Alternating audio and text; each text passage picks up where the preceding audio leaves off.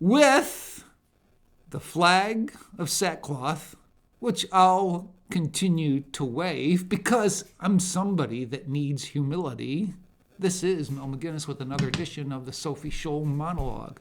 Oh, speaking of Sophie Scholl, she was a native German during the Nazi regime. However, she was killed for her views before the Nuremberg trials took place. Yes, Sophie and her friends spoke up against the evils of the Nazi regime because their Christian faith propelled them to do so. She suffered, along with her friends, under the guillotine. It wasn't until after the war where the Nuremberg trials began. I saw the movie. I would say, go see it. On Facebook, this is what I put. Not giving away any of the gripping, riveting, and intense content of the trial of Nazis portrayed in the dramatic movie Nuremberg, the credits given at the end included a quote by historian, philosopher R.G. Collingwood. It said this: "The only clue to what man can do is what man has done." I'll repeat that. The only clue to what man can do is what man has done. Obviously, he was referring to, I think, the Holocaust itself. But go back to the Bible and you'll see what man can do. Lots of evil. Study history, and that's why it's so important to do it. You'll see what man can do, the evil that he's capable of. Isn't it interesting how people so fixate on the Holocaust and turn a blind eye to the unborn child? What do I mean by that?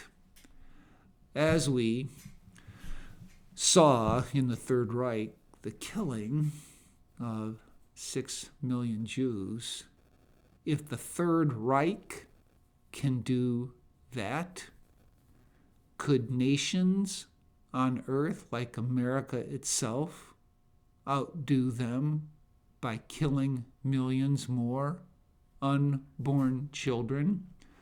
Or are the people, or are the unborn no more people than what the Jews were in Germany?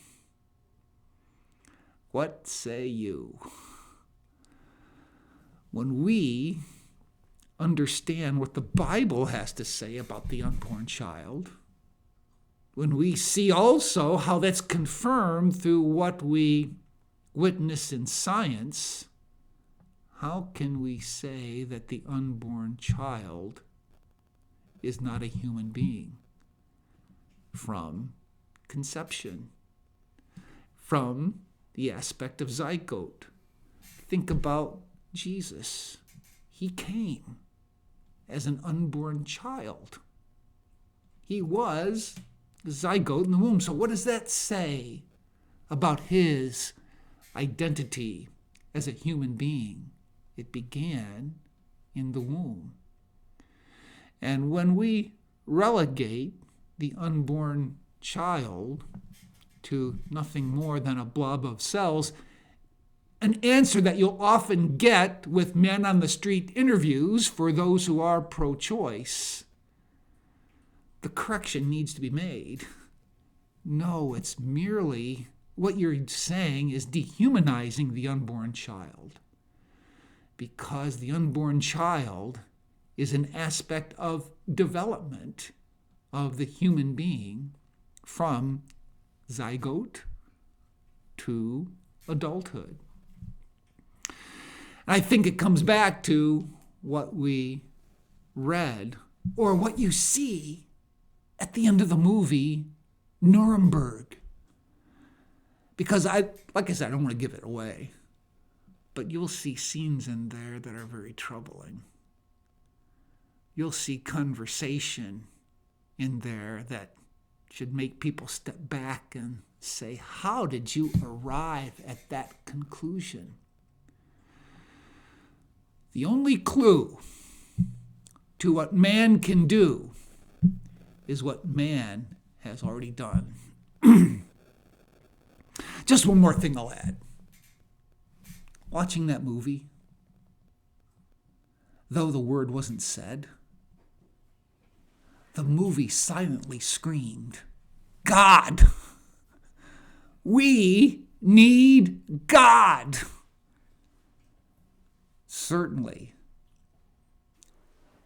the Nazis tried to make God absent in their reign, and we saw the fallout of what took place in the Holocaust. And more than we need the reality of God, we need the reality of his redeeming work in Christ. Well, unlike Tony Kornheiser of Pardon the Interruption, I cannot promise you I'll do better than the next time. And unlike Tony, I will continue to wave the flag of sackcloth, unlike the one he will wave. As a follower of Jesus, I need Jesus.